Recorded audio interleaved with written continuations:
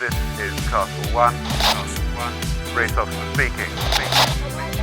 Lane line is on boundary up ahead, 35 seconds out. A bit lower and faster here. Ho, ho, ho. That's a good one, Jimmy. Still gaining on the lane line there. We're looking at 10.5, 42. Matching him on the boundary, yeah. Copy.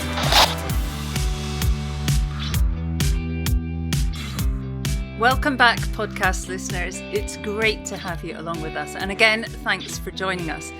We left the last episode on a massive cliffhanger with our guest Tom Whidden's immortal words. So now we're up 3-1. What could go wrong?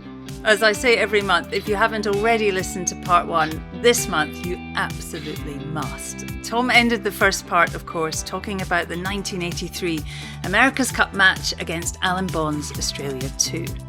132 years of sporting success, again looking to be repeated as Tom, on board with Dennis Conner and the crew of Liberty, now 3-1 to the good and one race away from winning.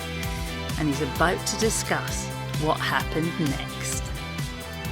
Before we get back to Tom though, if you're enjoying what you hear, then head over to buymeacoffee.com/sailing podcast.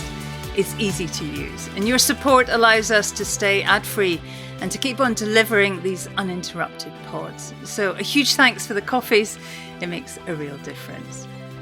You may also have noticed this is episode 24 of season 3. That makes this episode the final edition of our season 3 run of podcasts.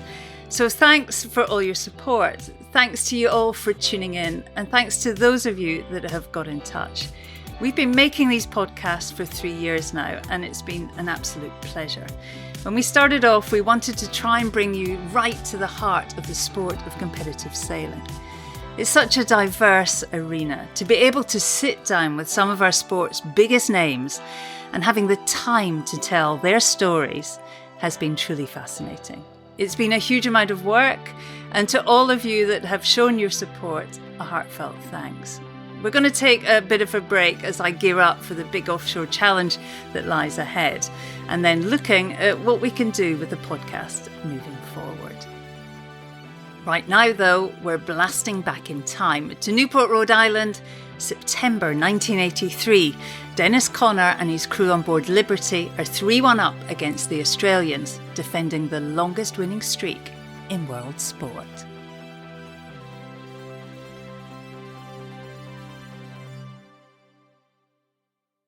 There's pressure because you don't want to be the first team to lose the cup. So they beat us by 2 minutes in that race. So now it's the race of the century. You know how great a comeback would be here if we go win it back? I mean, Tom, it was maybe the first time ever that a challenger had a real opportunity. I mean, how much pressure... But they're down 3-1. Yeah, but how much pressure did the team feel? And how did Dennis handle that sort of pressure? I mean, the spotlight, there was lots of controversy as well, wasn't there? The spotlight and the fame. I mean, he was a big name, must have been under a lot of pressure. You know, I'm sure that there was more pressure than I'm remembering. But first of all, being up 3-1 was pretty cool. We knew we were slower in most conditions. There was a range between about 11 knots and 13 knots that we were competitive. And we used the 2 measurement certificates to make us a little more competitive in those ranges. But being up 3-1, we said, hey, all we got to do is win one more race. And we've done pretty well beating them. They didn't start very well. So we had an advantage with them there. So I don't think we were feeling too much pressure. And we had sailed so much, Shirley, and we had sailed together so much that I don't really remember having a ton of pressure. And we believed in each other. And I do remember, there's pressure because you don't want to be the first team to lose the cup. And everybody said, that the skipper's head and the tactician's head was going to be where the America's Cup was sitting in the club. I wasn't a club member yet, but I was soon after. So I felt the pressure from that point of view, but I didn't really feel the pressure race by race. The 7th race, thinking ahead, that was pretty good pressure. But so the 5th race, we go out It's a perfect condition for us. It's like 13 and a half knots. And I'm going, I liked our chances. So we go out a little bit early. We're tuning up with our other boat. John Marshall trimming the main. I'm doing the tactics, Halsey navigating. And I'm watching John Marshall, and we're kind of tuning up the sail because he and I used to talk a little bit about the mainsail trim. And I'm watching him, and I see him pumping the jumper strut out. And he keeps pumping, and I'm going, John, what's the problem? And he said, the jumper strut's not moving. I said, well, don't break anything because, the sail doesn't look too bad. And he's pumping away, and nothing's happening. So I go, okay, well, let's tack and see what it looks like on the other side. And so we tack, and I look up, and the jumper strut is pumped all the way out, and it breaks off the mast because it's pumped all the way out. So what happened is John had the wrong valve open, and he pumped the leeward one out when he's looking up trying to make the windward one look right. So here's a race 5. We're up 3-1. We could win the regatta then because it was in a condition that we weren't bad in. And we've got a jumper strut broken. So we call, and we're way out. We're like 5 miles out. So we call our tender. We say, hey, we got to run in, get the parts we need, see if we can fix it on the water because we don't have the time to try to take the boat back in and try to fix it. And you couldn't get a delay. So the guys run in, they come out. I think it's maybe an hour before the start or 45 minutes before the start. And Scott Vogel and Tom Rich go up the mast and try to repair it. And the boat's, rolling around, and they're flying out and hitting the mast. And oh God, I just felt so sorry for them because they had to crew the regatta, the race after that. Sure enough, they got it on. They got it working. We go to the start. We're like a little late into the start. We drop a Genoa overboard by accident. I can't remember if we got it back on board, but for sure the sail bag went in. We're at a little disadvantage at the start, but somehow we turned it around. There was 10 minutes. You entered with 10 minutes to go back then, or maybe 10 minutes and it was 5 minutes. I can't remember. I think it was 10 minutes. And we got the advantage, and we got them to the line way too early. So they were way too slow, had to slow down, and we had full speed and took off. So we're going along, beating them, no problem. Tack to port, going along for a while, and the jumper peels off again. And now we're with our heavy air mainsail, wind going down a little bit, and no jumper strut. So slowly but surely they ground us off, and so now we're up 3-2. Next race, we have a good start. We start ahead of them. It's a shifty northwester, tactician's nightmare in Newport. You've raced there some.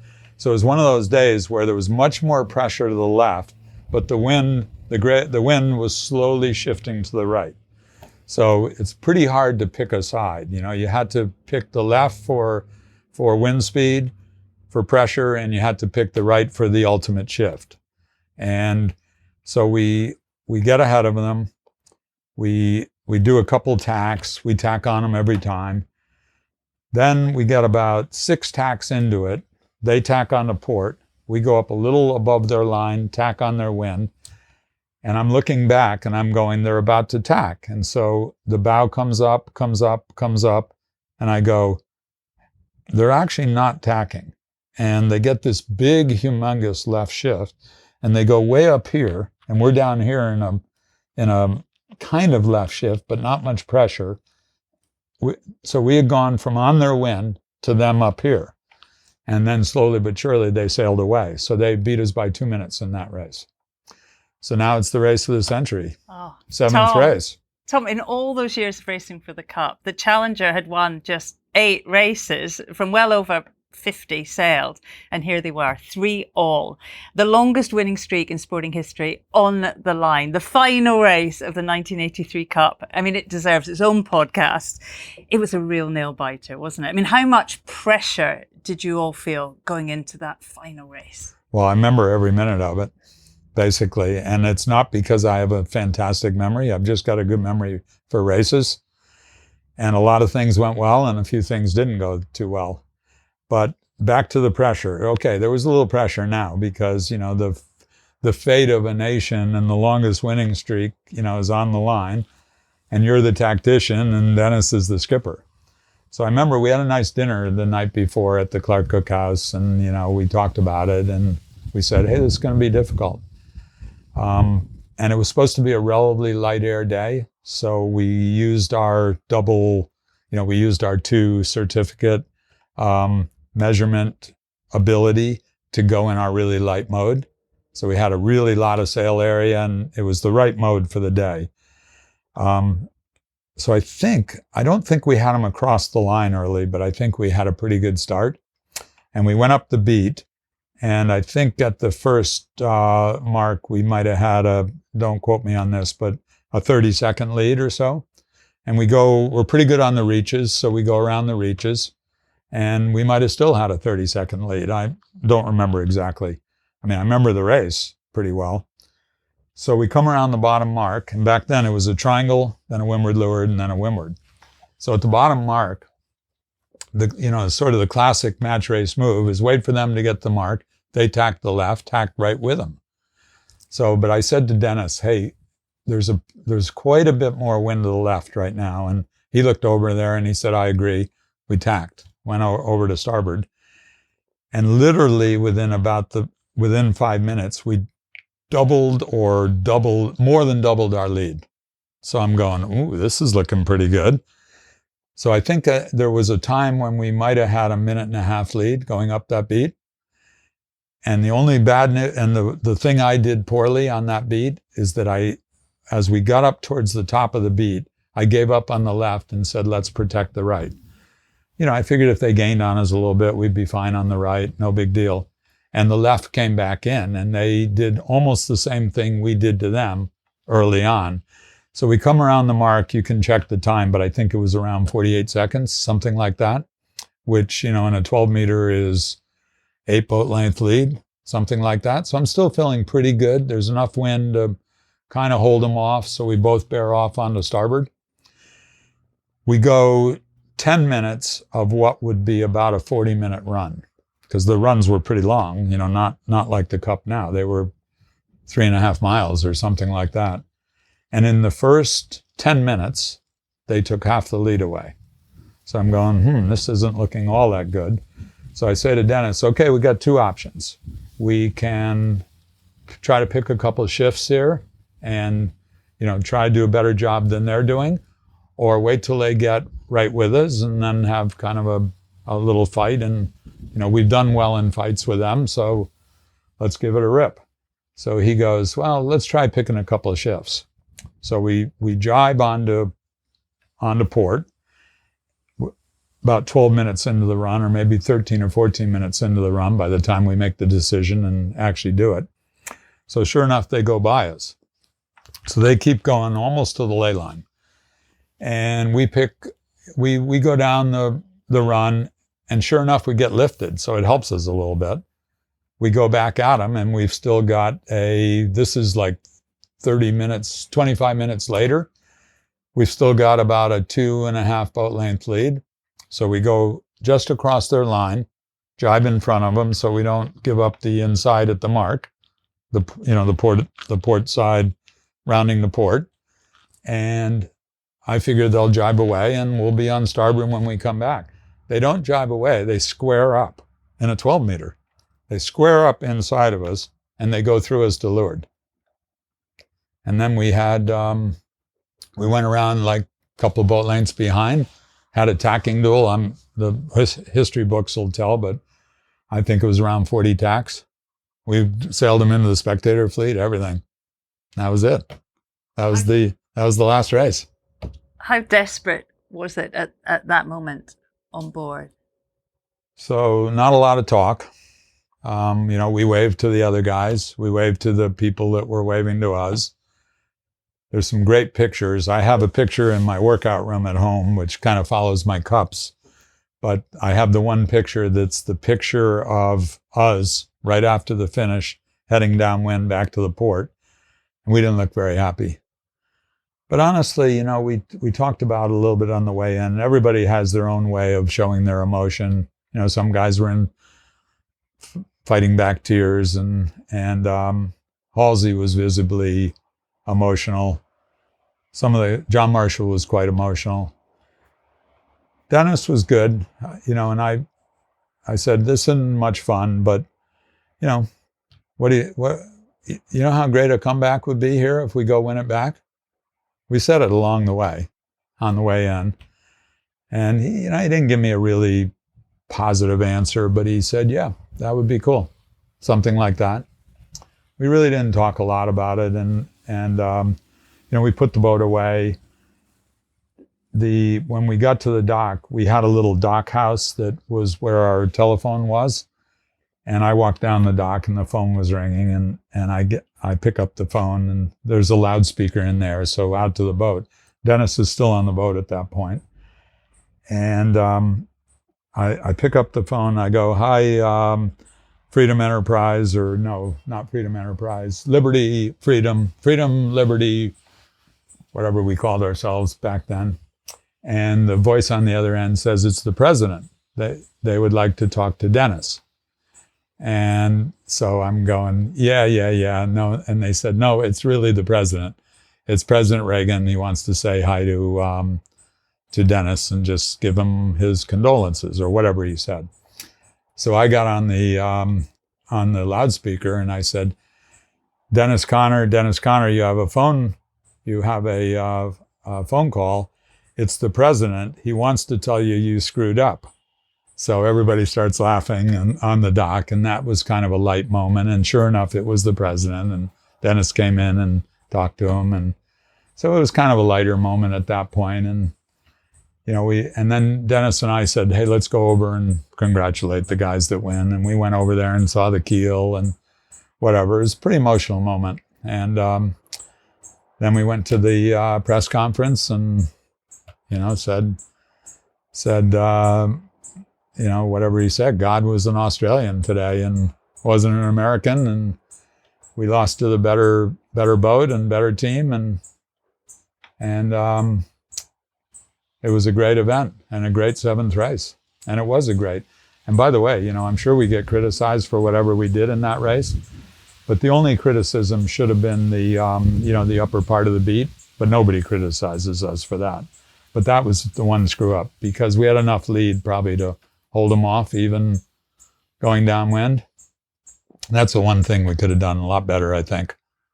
I would defend anything else we did in the race. I mean, knowing what I know now, we would have maybe kept going with them on the run, but I don't know. Tom, no athlete likes to lose. I know that, but how does it affect you? Well, so for sure, every person I ran into told me what we could have done better. But that goes with the game, right? And if you want to be a tactician, you cannot have thin skin. So, and I've learned that, and I think I'm good that way. So, no problem. And it's everybody's right to tell you if you lose, how you could have done it better. So I took it quite well that way. We went to the White House and, had a nice event there. And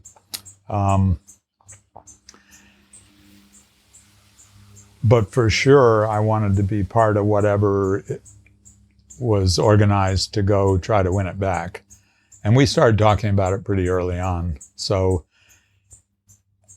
I didn't like the loss, but I tried to be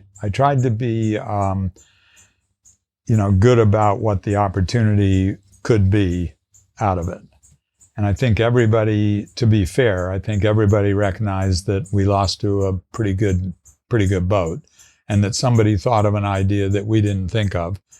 And that's part of the game. It's not a sailboat race. It's a technology race where sailors get to figure out what the outcome is. And anybody that thinks that you're going to just outsail the competitors, honestly, I felt like we outsailed the competitors and we lost. So, you can't brag, hey, we sailed better than they did, because that's not the game. The game was the whole package, and we lost because our package, including the sailing, including all the things that go along with it, we didn't do it as well as they did, and we lost. So what do we take out of that? We take out of that there's a way to do it better. And, you know, it's a very overused common thing to say, but you learn more from your losses than you do from your wins. And I think in this case, that was very much the truth. And if there's ever a campaign that should be looked at, if you just wanted to uncover everything and do it right, we did a really good job in 87. And we didn't do a good job the whole way. It's just everything worked out along the way we needed it to. And not everything went well. You know, we built 2 boats that couldn't have won the cup. We're going to talk about that in a second, Tom. And we're going to talk a little bit also about the modern America's Cup shortly. But before that, just looking back to 1983, yep. How good for the sport was it that the Fabulous. Cup had finally been wrestled away from New York? Fabulous. Because that turned the game around. It made people realize that they could come and compete and have a chance to win. Where, you know, I think the fact that America had won so many times, it took a special type of person like Alan Bond or you know, Baron Bick or whatever that had enough money and just saw it as a dream. And if they ever won, it would have been fantastic. It just changed the game. There were 12 teams came to challenge for the America's Cup in Australia. Not because it's easy to get to Western Australia. It's because they felt like they had a chance to win. We had 5 American teams. I think you guys had 1 or 2. White Crusader. They were fantastic. Good boat. There were a lot of good boats there. And by the way, you know, it did more than that. It made, the story became, you know, how do you win the America's Cup and you've got a chance? So a lot of people were interested in it all of a sudden. So 83 was key. 83 was the best thing, because I think that if Australia 2 lost in 83 to us, I think it would have really made people kind of give up and say, that's not a game that's very easily winnable, and it's a ridiculous amount of money, and why go do it? But change the game. Change the game for me, change the game for a lot of people, and look at the event that occurred as a result of it. Hugely affected by the loss. The next cup was going to be 1987 in Fremantle, Australia. What was Dennis's next move? Yeah, so it took Dennis a little while. You know, if you ask Dennis right now how long it took him, he'd say, I was onto it right away. But he was definitely in a, I wouldn't call it a funk, but he was in a state where, you know, he didn't feel like he just had to go charge out and get this resolved and all organized so that we could do what we ended up doing. So he, you know, I gave him a little time because I was more motivated than he, probably because I could go back to a business, and, you know, I had a little more functional family than Dennis did. And, you know, I probably have more to fall back on than Dennis did, because, you know, sailing was so much of his life, where, you know, sail making and sailing was a lot of my life, but, you know, I sort of had a business around it. So I'm sure that initially he felt worse about it than I did. I mean, I felt bad, but I didn't feel like we completely screwed up. I felt like we could have done better in many ways, but I felt pretty good. I could look in the mirror and say, hey, we did a pretty good job, I think. But I felt like we could do way better. And so I was kind of onto that early. So I gave Dennis a little time, and then I can't remember, I think he called me and he said, look, I'm into it now and we're going to do it. And, you know, how cool a story would it be to go try to win the thing back? And by the way, we're the guys that should go try to win it back. We lost it. It's our duty to go give it a rip, you know, give it a try. But anyway, so we slowly started putting it together, and he went to the people that have been instrumental to us before, Ed DeMoulin to kind of do the management. We asked Malin Burnham to help us with the fundraising and be our guiding light in the syndicate. We asked Fritz and Lucy Jewett to be, our main sponsors. So we used a lot of the same people that we knew and cared for and had respect for, and people that we thought were smart. So we realized that we had to do a better job on the technology side, and we also realized that it had moved past just naval architecture. We knew we had to employ people that understood aerodynamics, hydrodynamics, had tools for analytical tools that could help us with computer analysis and computer software. And so we went to SAIC, we went to Boeing Aircraft, we went to Ford Motor Company. We realized that we had to use them. So we tried to find the best people for the various disciplines that we needed to improve on. So that went pretty well, and Dennis did a great job there. And we said to ourselves that, hey, Dennis, you cannot take on so much responsibility here. You've got to help us with the fundraising, help us with some of the technology partners, and sail the boat. So we had a great crew, and we just convinced Dennis that he can't worry about the crew and he can't worry about the sailing. I mean, he did, but we tried to convince him to do other things, and he did a wonderful job. He raised the money. He did a really good job enticing technology partners for us. Well, Tom, 13 challengers turned up. I mean, extraordinary. It must have made it pretty daunting, winning that spot to take on the Australians. You had to sail, 43 races before being confirmed as the challengers. How tough was that series? Well, you're jumping ahead of me a little, but so we had two big boats, and they sailed great in Hawaii. But we sent a couple of our guys to the 12-meter Worlds, which was in Fremantle, and almost everybody was there. And we looked at all the boats, and we realized they're all much smaller than we are. So we put two and two together and figured out that the trials were October, November, December, and then the final trials races for the semis and the finals were in January. And the early races were in fairly light wind. And the cup itself was in really windy conditions.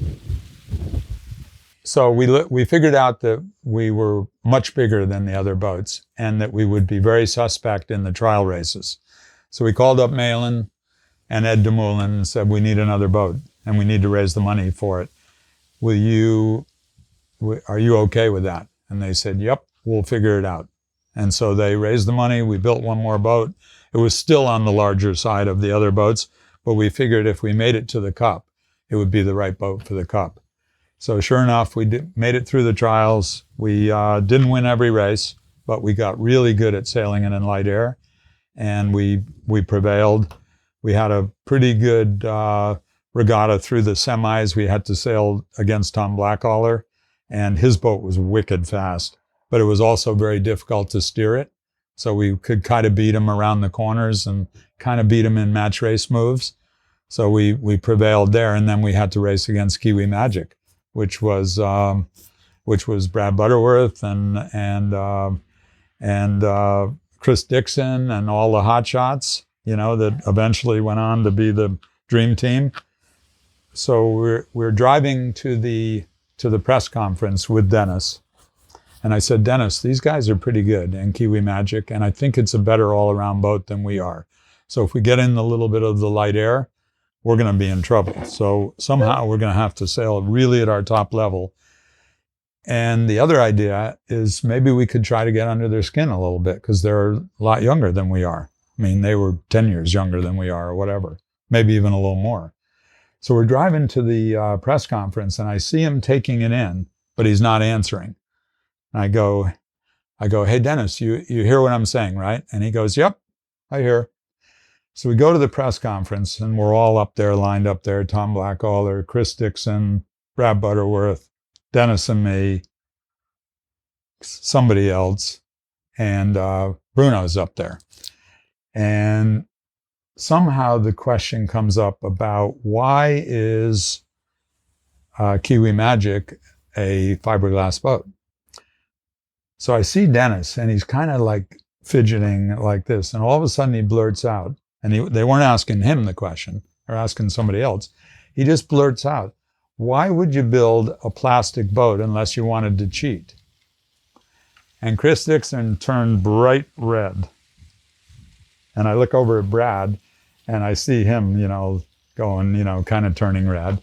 And Tom Blackaller chimes in, and he goes, whoops, I wouldn't have said that. And Dennis goes, you didn't say that. And then the whole thing kind of blew up.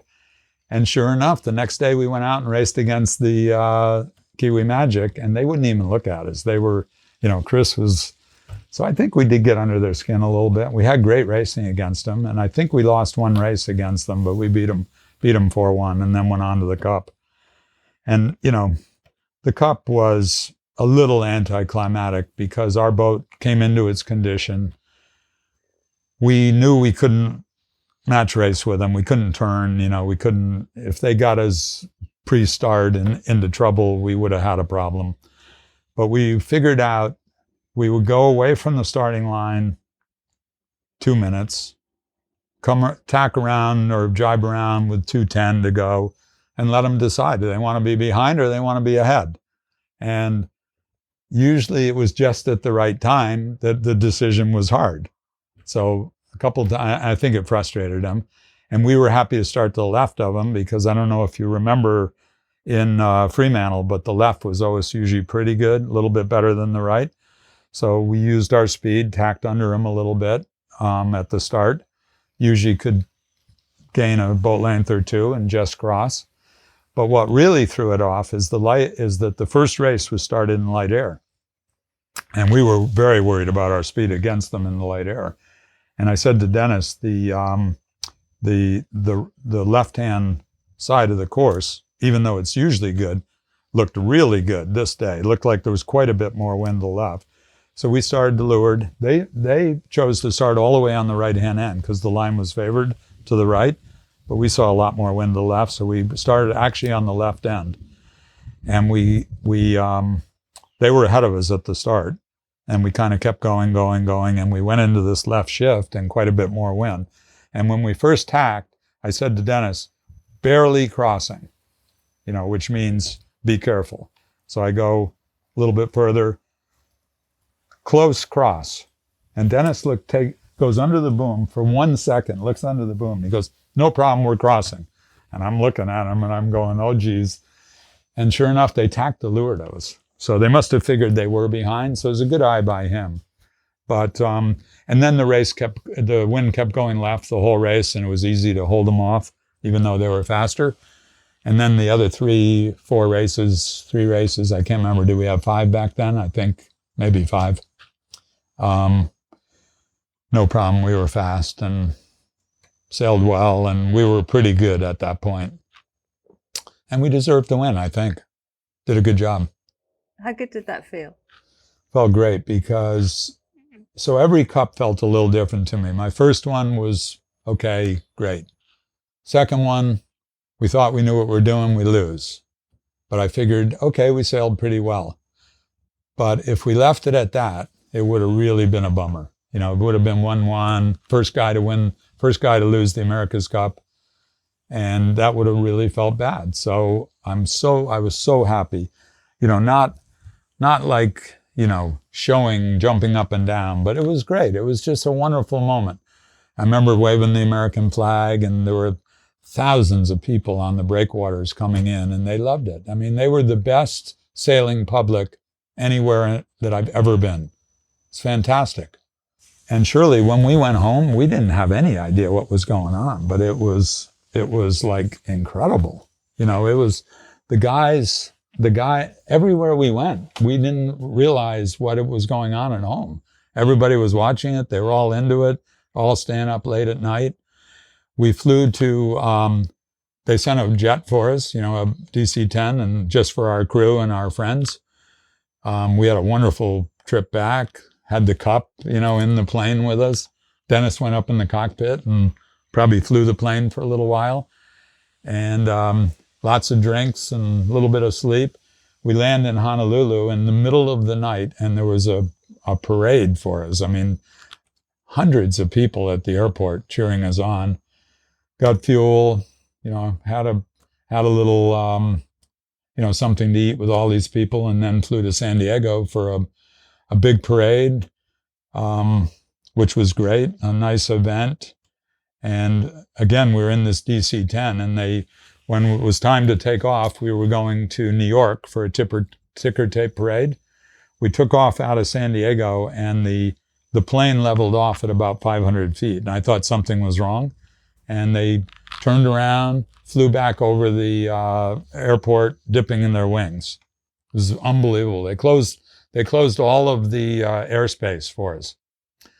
Then we flew to New York, had a big event, ticker tape parade with Donald Trump down and the mayor of New York, Mayor Koch. We all got a key to the city.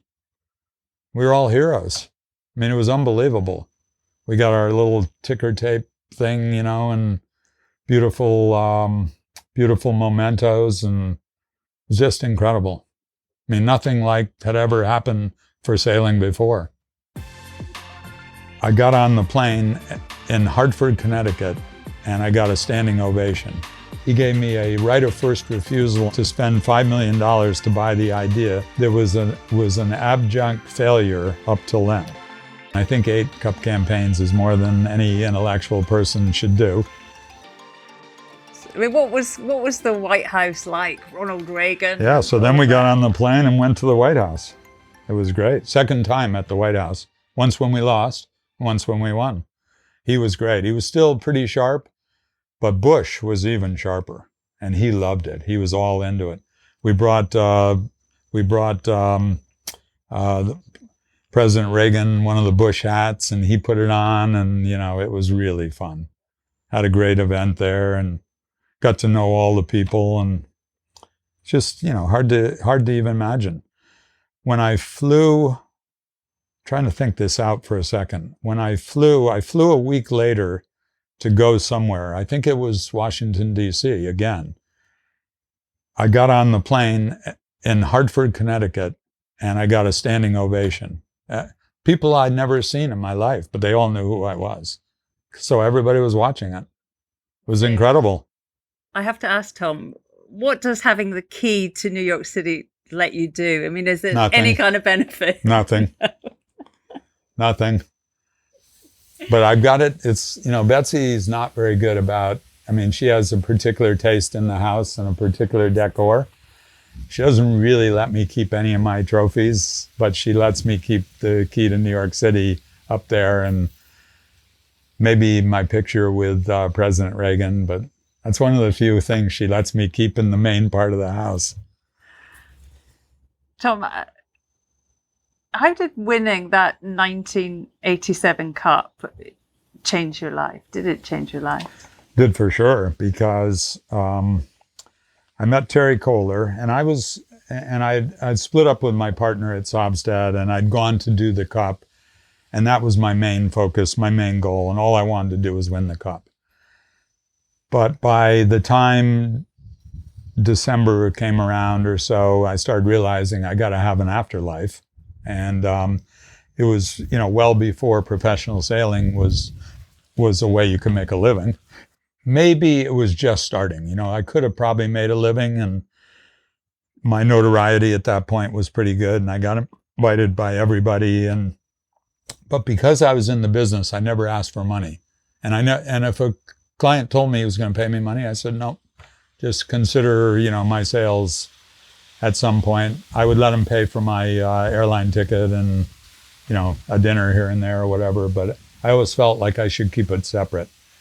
But it changed my life a lot because I called up Terry Kohler, and I knew that North was struggling a little bit at the time. And I said, I had heard through the grapevine that North was for sale. And Terry, who had bought it, had a few presidents that had not worked out in his mind, and so he was the president at that point. And for me to ask him if the company was for sale was probably appropriate. But he said, hey, look, everything's for sale, but let's talk. So I got to know him down in Fremantle, and I liked him a lot. And I told him that I was actually thinking about getting a real job, going to New York and getting a real job like my father or whatever. And then, as the cup went on, I realized, this was my true love. So Terry said, I like your ideas, and why don't you come run north, and I'll figure out a way you can own a good piece of the company, and I'll make it, worth your while. And he said, what would you do if you were in charge? And I said, well, I think there are two things that North is a little bit weak in. First of all, I think from a leadership point of view, you're a smart guy and you know what's right and wrong. But to be a leader of the company, you've got to know something about, you got to know a little more about sailing and sailmaking than you actually do to gain all the respect of the inside guys. And I said, your guys are better than they think they are. And for you to tell them that might be difficult, but for me to tell them that could be pretty good. And I think I could build their confidence because I think they're the smartest team that exists today and can do all the stuff that I'd like to see done. And the second thing I think is that you have no product differentiation. You have good designers and you have good materials, but you don't have any product differentiation. So as soon as you come up with a good idea, somebody can copy you right away. And back then, you either made your own sailcloth or you bought it from somebody else, and you took the roll and you unrolled it and you cut it into a sail. I had an idea that you should make the sailcloth and the sail together, but I didn't know how to do it. But North had so many smart guys there. I said, hey, look, we'll figure it out. And Terry, being an MIT guy, loved it. He just ate it up. And he said, you got to come run the company. And I said, great. So we decided well before we won the cup that I'd come run North Sails. So that was the start of, changing my life there. And then regarding changing my life from, being a, whatever you thought of me at the time, being a tactician in the Cup that had just lost the America's Cup and now I won it back, changed my life there because everybody knew who I was and I got way more invites than I probably deserved. And honestly, I got a lot of nice things happened to me. I got given a really nice award from the university I went to, Colby College. I got given the Man of the Year by the University Club in Connecticut, which was for the United States. All these good things just got dumped in my lap. I got a key to New York City. It was just pretty good. So it was a launching pad that I probably didn't do as much with as maybe I could have, but I'm a pretty humble guy. And, I was always proud of North and I always put North first. And to me, that was more important than Tom Whidden. We could, of course, talk about the Cup all evening, couldn't we, Tom? But we have to move on. And remarkably, you won again with Dennis in the 1988 Deed of Gift match, then sailed another 4 Cup campaigns. But really, I'm guessing by now your heart's really in North. And I'd like you to give us a glimpse, Tom, if you can, of how North has changed over the past 30-something years of your involvement. How big was the global sail market then? And can you perhaps put it in perspective? What's it worth now? Yeah, so just to put North in perspective, and going back to Terry Kohler's time, Terry generally liked my ideas. And I wouldn't call them grandiose ideas, but I had big ideas. I had ideas that the company could be much more than it was as just a sailmaking company. So I had ideas that we could do something with the brand, and I had ideas that to make a sailboat go fast, you have to think of everything above the deck as an engine above the deck. And Terry did a good job calling it the engine above the deck, and he loved the concept. Loved the idea. So to build on that, we needed to controlled the spars and the rigging. And if we didn't do that, we couldn't have controlled the whole aero package of what makes a boat go fast. So he was great. He was so supportive and so encouraging of this idea. So we took some chances. And, the big chances we took were 3DL and then 3DI. I mean, over a period of time, we spent $40 million on making molded sails. And to Terry's credit or detriment, he never really gave me any money. He always said, hey, look, I'll back you if I have to, but we should go to the bank and raise the money just like any normal business would and leverage the business a little bit. And at first I was kind of grumpy about that because I said, hey, look, these ideas are going to take a fair amount of money and we're going to fail more times than we're going to achieve, but we're going to get there. I ran into a guy that helped us with the idea, two guys that helped us with the 3DL idea. And they were the inventors, and they had invented an idea to put a sail in a female mold and to use yarns to strengthen the sail or to provide the strength. So I loved the idea, and I said, oh, this is just what I've been thinking about. Come work for us. And they were the guys that sort of had the energy and the enthusiasm early on. So the one thing I think I did really well during then is I wasn't afraid to buy technology from the outside. We paid them a royalty, and I said, look, I'll take good care of you guys. Just help us invent it. They wouldn't have had, in my mind, they wouldn't have had a chance without North, because the North engineers helped them get through the issues that came along that would have been deal stoppers. So that worked great. And then, fast forward through 3DI, same deal. Two new inventors.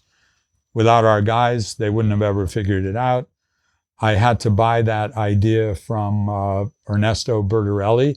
He gave me a right of first refusal on one day in space to spend $5 million to buy the idea. There was an abject failure up till then. So I had to go to the bank, say, we've got this idea. It's going to cost $5 million. And they go, well, how does it work? And I go, it's a failure. But I had to tell them that I think it was the way to go for the future. And look at all the sales now. They're all the 3DI sales. I mean, all of America's Cup and around the world boats, and they have to use it because they're durable and they hold their shape. And so I'm proud of that. And I think it wasn't me. I was the guy that pushed the idea, but we have so many smart guys that are just so energetic, and they're so smart, and they're so, they're so can-do. They don't say, hey, this can't be done. They go, we'll figure out how to do it, and they do it. And what changed in the business is it changed from rolling a piece of sailcloth out to taking a yarn and a film, or now adhesive, because there are no more film, and make a sail out of it while you're, make the material and the sail all together. So it's, pretty cool, right? So that changed. And then the other thing that changed is I figured if we wanted to control the aerodynamic part of the boat, we had to own a spar maker. So, a number of spar makers later, it's now called Southern and Hall. So we own two of them now, but we bought a couple to add strength to Southern. And, you look at most of the boats out there, they're either Southern or Hall. So we've done a good job, I think, controlling that. And we've raised the game of the carbon spar manufacturing and design and engineering. So I'm very proud about that. And then we had an idea how to make super strong rigging that was durable. So, and that was a patented idea, and we spent a bunch of money on that. So we were never shy on investing in the company. And I think it got us to where we are today. But again, technology and people, it's the whole game, because having the best people, we wouldn't have been able to do the technology. And without the technology, we wouldn't have been able to be, the size we are. So to your question, Shirley, about what did North look like when I took over, it was give or take 25 million in sales. And now with clothing and whatever else, it's 300 million. So it's grown a lot. I've been to Minden, which is the factory where you mold the sails. It's very impressive. It's cool, isn't it? It's very, very cool. And as you say, now you're the CEO of North Technology Group. I mean, how important is it, to be at the leading edge of all those areas, not just sailmaking? So I felt it was important. So obviously we invested in that side of the business. Am I right or am I wrong? Time will tell, I guess. I mean, I think we've been able to dominate a part of the game that I felt was necessary to dominate to be the best. And, I never went into this thinking that I didn't want to be the best. And so I was very fortunate. I've had two great owners. So I've had Terry. I had Terry for give or take, 30 years. And I've had Peter Dubins for 8 years. And both have been fantastic for the company in different ways. Terry was great at the technology side, and Peter has been great about making the business, think about it as a business, and keep thinking ahead on how we're going to protect our edge. So, and Peter isn't true private equity. He's not the kind of guy that comes in and tries to run your company.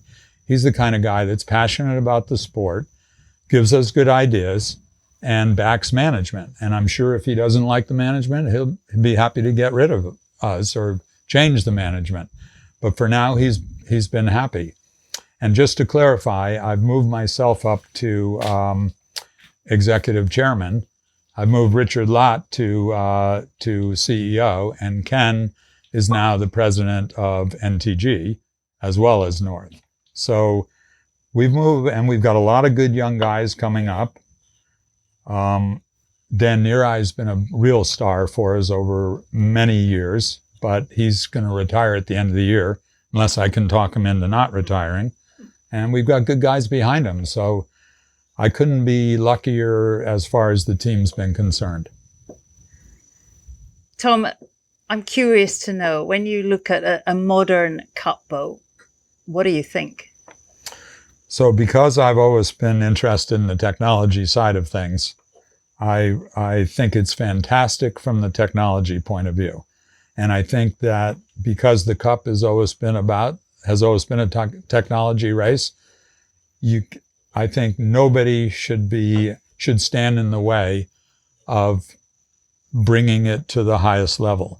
And I think if the highest level is foiling and wing sails and being out of the water, the idea is really clever and fantastic, and I would never say anything detrimental about it.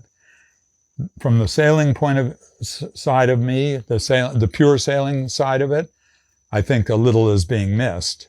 But having said that, I'm not the type of person that would say, hey, it was better in my day and it's not as good today.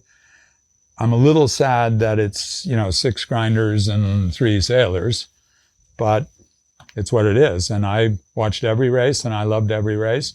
And by the way, you were fantastic. Thank you. I mean, you're involved at the New York Yacht Club, Tom. You're on the board. Is that right? I'm everything. You're everywhere. I'm on every committee, and I don't even know how I end up on these committees.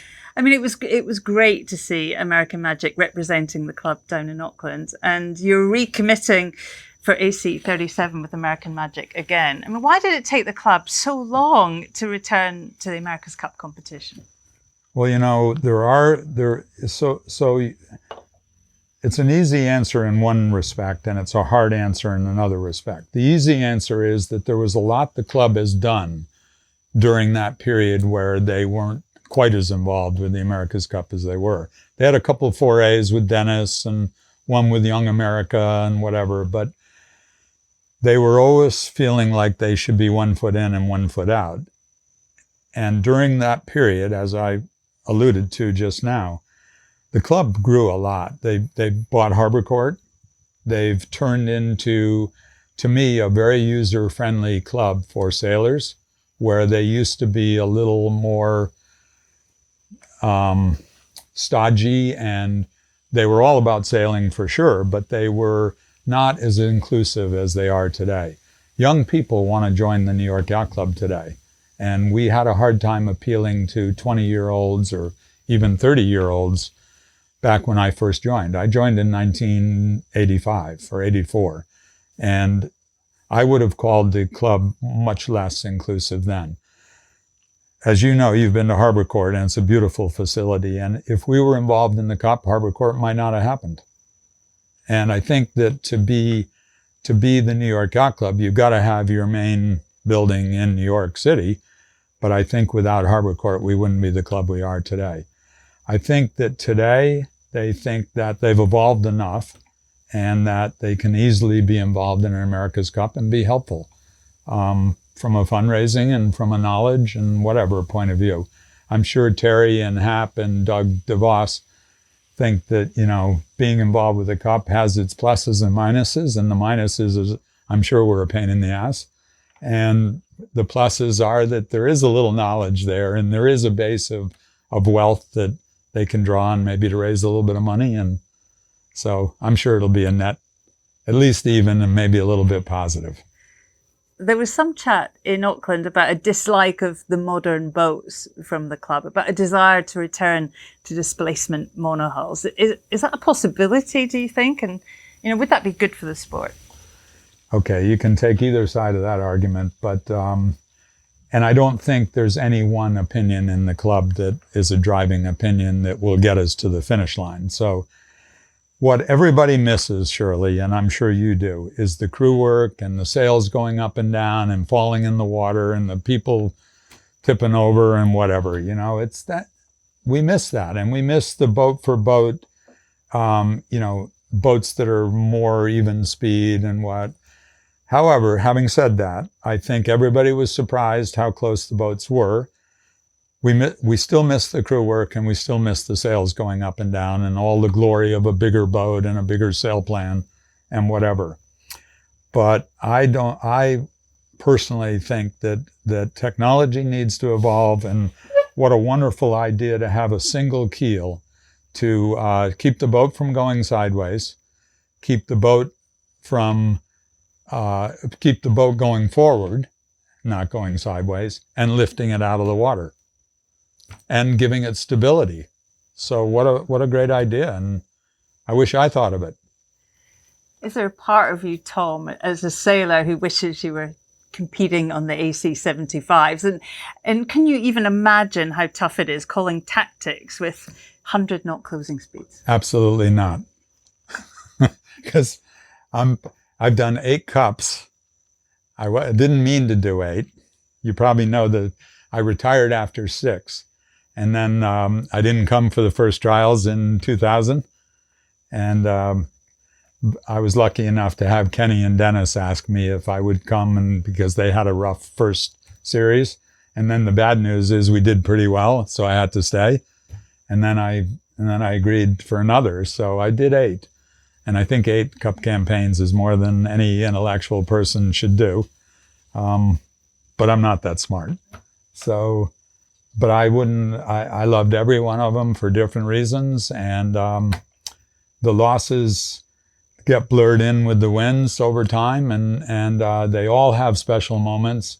And the experiences that I had and the people that I met and the people that I were team members with, I wouldn't give that up for anything. And you know, my career, I wouldn't change for anything. My son's a banker, and he introduces me to his friends. And he goes, you know, my dad did okay for a guy with a full-time summer job. And I say to him, are you disparaging me or are you just jealous? But, you know, he's kind of right. It's pretty cool. That's funny. Let's talk a little bit about American Magic. They're back again as a challenger. Terry Hutchinson again leading Paul Goodison, Andrew Campbell and the team. Can you put it in perspective at all, what it would mean to win the cup back for the club? Yeah, so first of all, my comments on American Magic is I think they learned a lot from last time. And, you know, they had that unfortunate circumstance, but they were smart enough to know at this point that they didn't lose just because they tipped over. You know, they had some things that they could have done better, and I think they recognized them. And I think very much Terry has learned, the old adage that you learn more from your losses, and you better figure out why you lost. So I like their chances this time. I think the team's really good. I think that they're uncovering a lot of stones that they didn't uncover last time.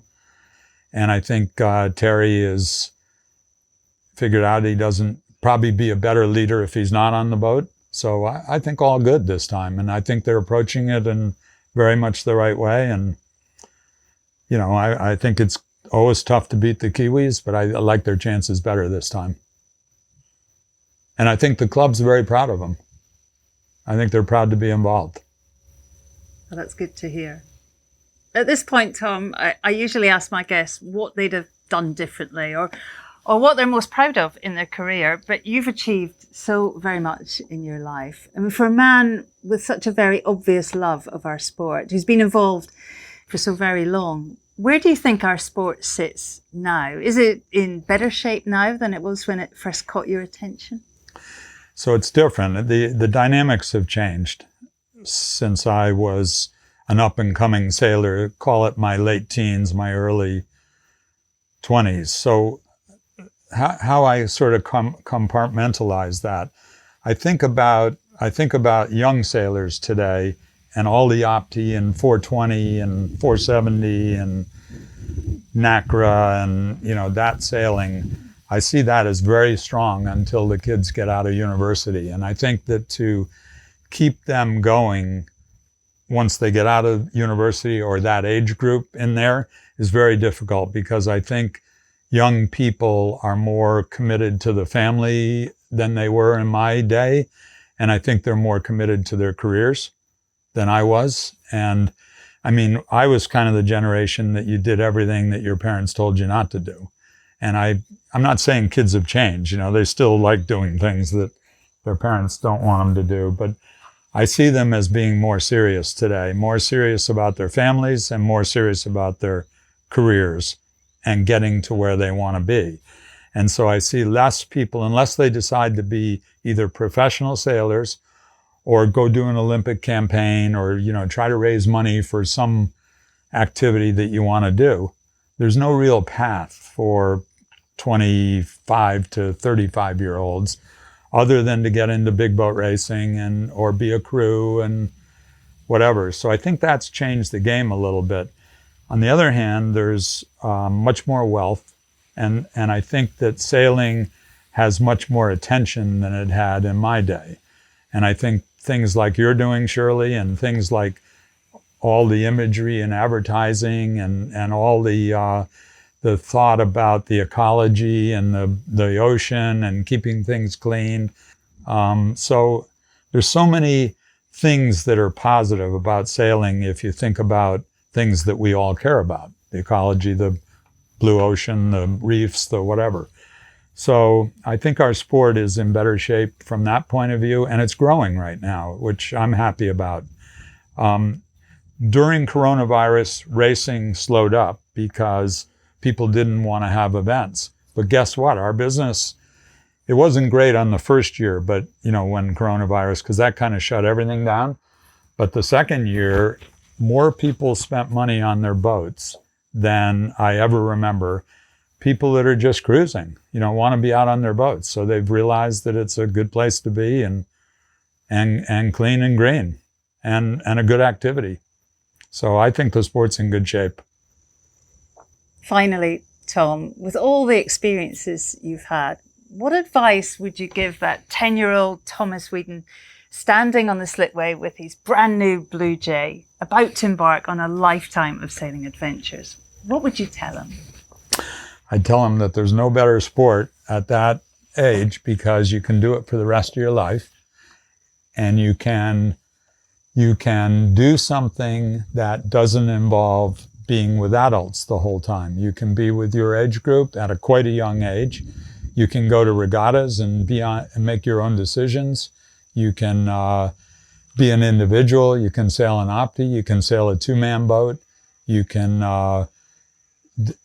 just learn about what makes things go and learning how to trim and to hike and to smell the wind and to do something that for my life has been really enjoyable. And I do a lot of other sports. I was an athlete when I was young and did a lot of different things, but I kept coming back to sailing.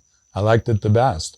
So I think, and my grandson, my kids weren't quite as into sailing, but my grandkids are really into it. And a 10-year-old Thomas Whidden, because there is a Thomas Whidden, a grandson, started sailing Opties when he was 10. And he is in 420s now. He and another young man won the Worlds in San Remo last summer. And look what it's done for his life, you know. And he's an okay athlete in other ways, but he's really taken to sailing. And here he is in San Remo, Italy, winning the World Championships with decision-making of his own. You know, it wasn't me. I told him that sailing was fun, and I taught him a few things, but it wasn't me. It was himself and some coaches that he looked up to that he responded well to, and the two of them got really good and won the Worlds. I think it was the first time an American had won in 38 years, and the whole American team did well. So I would tell every 10-year-old to give it a rip if they can. I mean, it's not a cheap sport and it's not access for all, but it's getting better that way. You know, community sailing and disabled sailing and women's sailing, and it's all growing. It's doing great. And if you go to the college All-Americans in the United States right now in the top 10, I guarantee it'll be 5 women and 5 men, and no particular order. Well, Tom Whidden, it has been an absolute honour. Thank you so much for your time and for sharing your memories. And on behalf of everyone in our sport, thank you for your tireless energy and enthusiasm for yacht racing. Thank you, Tom. It's not over, Shirley. I'm going to keep going. I don't doubt it. Try to make you proud in the future. Thanks, Tom. Thank you.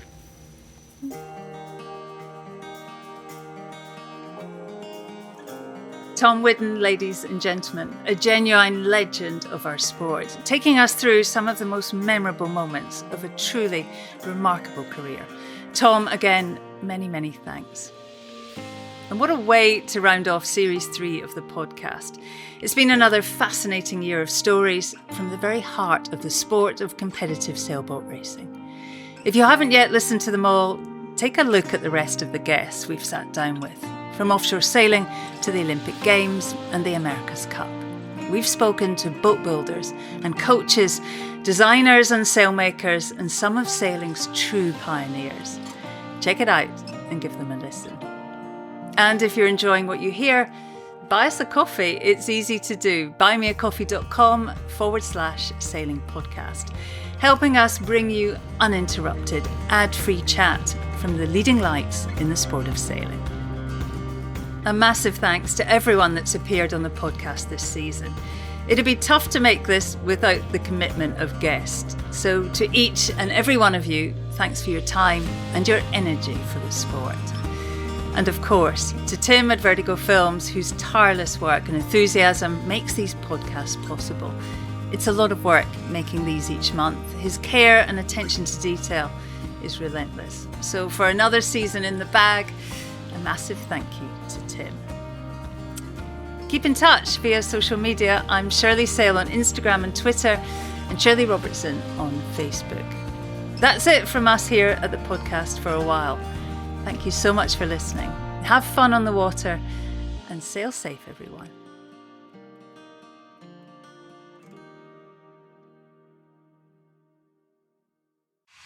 This is Castle 1. Race officer speaking. Lane line is on boundary up ahead, 35 seconds out. A bit lower and faster here. Ho, ho, ho. That's a good one, Jimmy. Still gaining on the lane line there. We're looking at 10-5, 42. Matching him on the boundary, yeah. Copy. This is Castle 1 standing by. Out.